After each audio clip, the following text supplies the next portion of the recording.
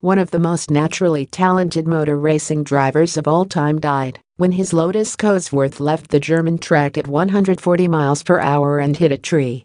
The world of motorsport lost one of its greatest drivers on this day in 1968, when two-time Formula One world champion Jim Clark was killed at Hockenheim. Clark, 32, was competing in a Formula 2 race at the German circuit when his Lotus-Cosworth flew off the track at an estimated 140 miles per hour, somersaulted and collided with a tree. He suffered a broken neck and fractured skull and died before reaching hospital. Clark's death was a bitter blow for the racing community. Lotus team boss Colin Chapman and Clark's teammate Graham Hill were said to be devastated, though Hill would go on to take the 1968 Formula One title, which he dedicated to his friend's memory. Jim Clark's car after it hit a tree at Hockenheim.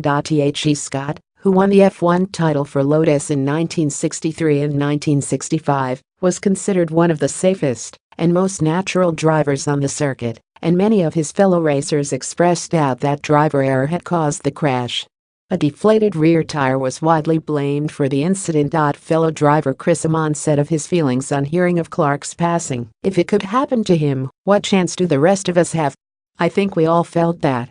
It seemed like we lost our leader." At the time of his death, Clark had won more Formula One races, 25, than any other driver, more than a third of those he had taken part in.